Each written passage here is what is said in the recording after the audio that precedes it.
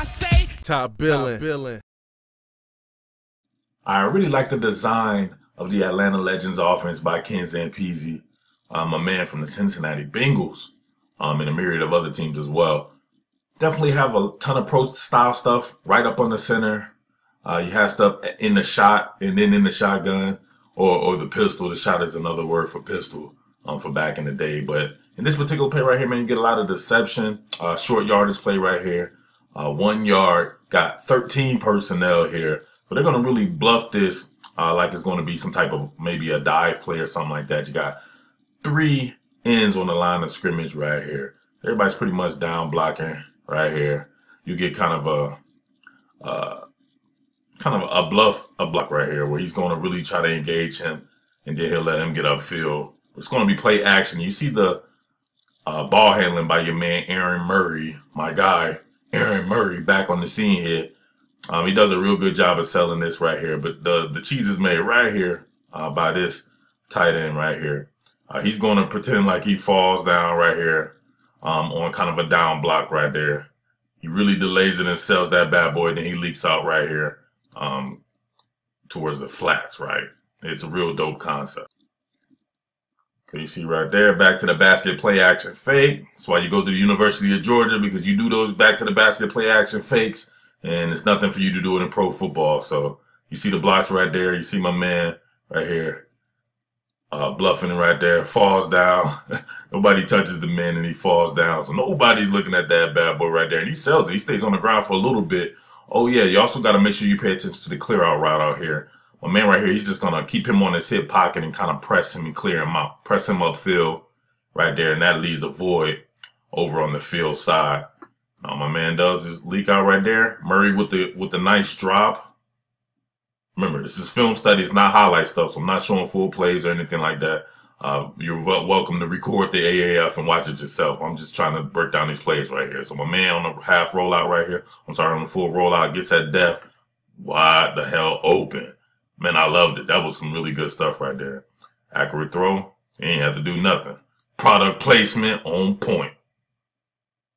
First down.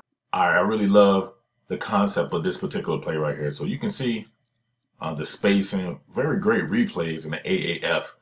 Shout out to the AAF for this right here, man, for sure. I wish they would do this more in college football, because this is the exact type of view that people need to be seeing, man. So you can see how wide the field is, so you can see the hashes and everything like that.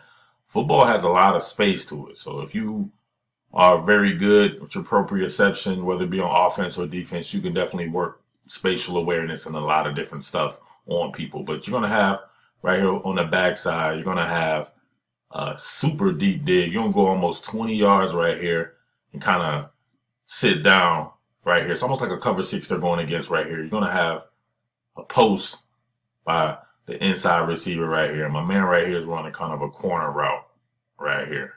So then the backs are just kind of sitting down. I'm sorry, the tight end in the back, they kind of sit down to be outlets there. What Murray wants to do is right here, he's going to have to wait for this to uncover. So this is going to be all on the offensive line right here to be able to wait for this to uncover. And he was absolutely pressing the seam, something serious, man. He was always up in the middle of the field. All right, we see it. Shotgun this time. See it developing here. Check out the bow right here. My man's getting depth, but you can see it bowing out right there. I always want to have that right there.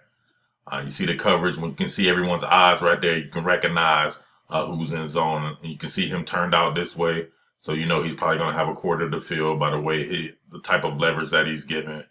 My man right here is squared up. So more than likely, he's going to have to follow on a vertical route right here. So it's like you're playing cover 2 on one side and almost like a cover 3 on the other side right here. So my man pressing the seam right there on that post takes him away. So he's going to be coming right here on this backside dig, but he has to wait for it to clear right here. So he's pretty much staring this down the whole way. You know, even in professional football, people are going to stare down. If they know where they want to go, that's what pre-snap recognition is about. You know, not everything is a guessing game. Some things you just know because of pre-snap recognition. So he could have kind of manipulated a little bit more, but there's multiple receivers in the area. And you can see right there, my man clears out really good, especially with him pressing upfield in kind of a quarters coverage right there. Hits him. Sick. I really love the design of this one right here. They call him a man coverage. You can see they sent the running back out in motion, and the linebacker followed him here. So he's out this way. Linebacker follows him here. So you already knew they were in man just by the way they were positioned with both receivers to the short side of the field. There's really no short side of the field right here, but towards right here on the hash, you see both receivers there. So, and both cornerbacks followed them there. So you would know that the cornerbacks would have still stayed here and the linebackers would have been probably right over this particular receiver. So with that being said, you know you got a shallow crosser coming right here. I think my man's been in right here for a post.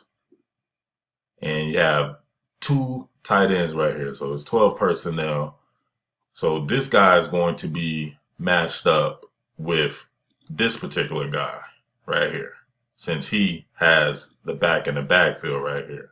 So with that being said, he's going to get him out, and this allows this to be worked right here through the seams. They work the seams hella well. So there's really nobody here because they got mixed up right there. So it was a really good play design by Ken Zampese. Okay, we see the motion. See him widening up right there.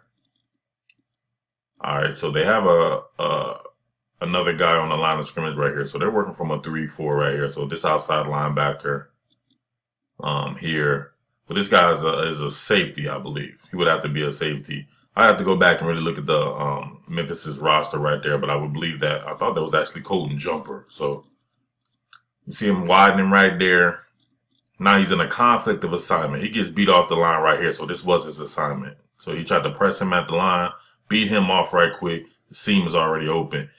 Aaron Murray could have hit him right here, but he allows him to uncover a little bit as well. But you can see the other tight end occupying both of these guys. Widen him up, work the seam. Boom, move the sticks. Love it. Absolutely love it. All right, this is one of my favorite ones right here. You catch them on a switch release. The Legends going on a switch release, right? With kind of a stack formation. Right here to the right of their formation.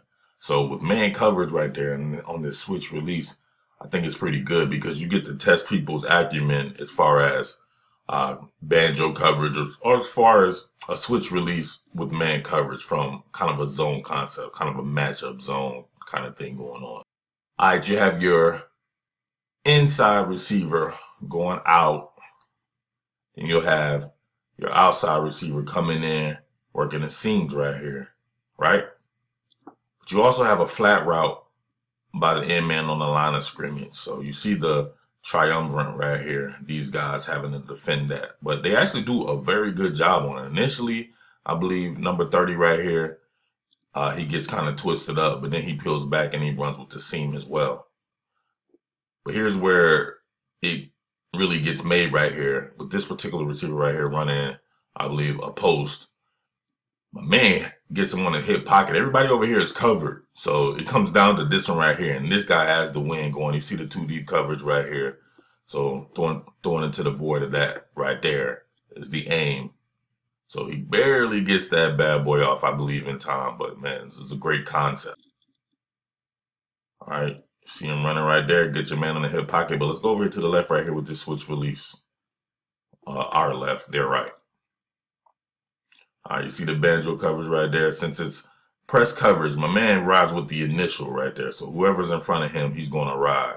He could have just stayed there, right, kind of on a matchup zone, and then he would have banjo. So a banjo is you play man coverage with whoever comes in your zone. So if this man came in his zone, he would have rolled with him, and then he would have had to take in the other man coming out. But he rides the initial right there.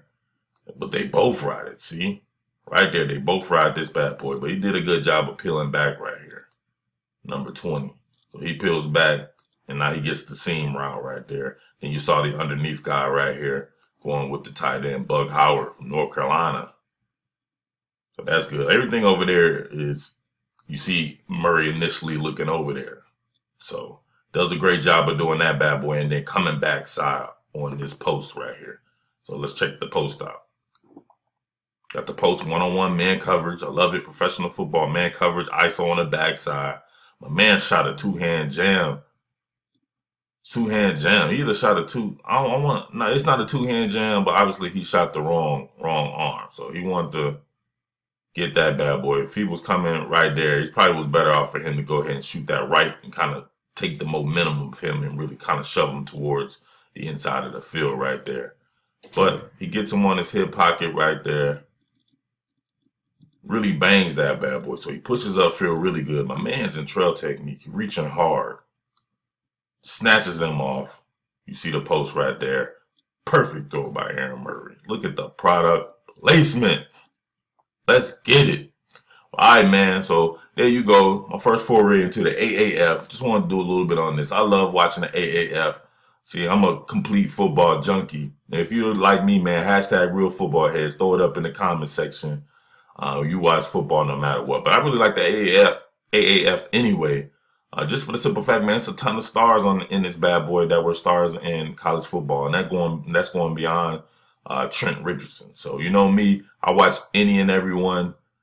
I don't necessarily do the fandom, you know, especially when it comes to my work. So I have the pleasure of watching everyone and knowing everyone. So I think the AAF can get better next season. I think more and more marquee names can join up all around the league. But I think they're playing some pretty good football. But let me know if you want to see some more. I probably don't care if you want to see more because I probably do more because I love these replays and I just love football in general. And it's coming at a really good time when it's kind of slow. So hashtag real football heads. Make sure you watch football. You can learn a lot from professional leagues in general. So this is something we can see the University of Georgia really hone in on and maybe try to mimic some of the stuff that the Atlanta Legends are doing. But I like to cover everyone out here, so I don't really give a damn about the Legends or anything like that.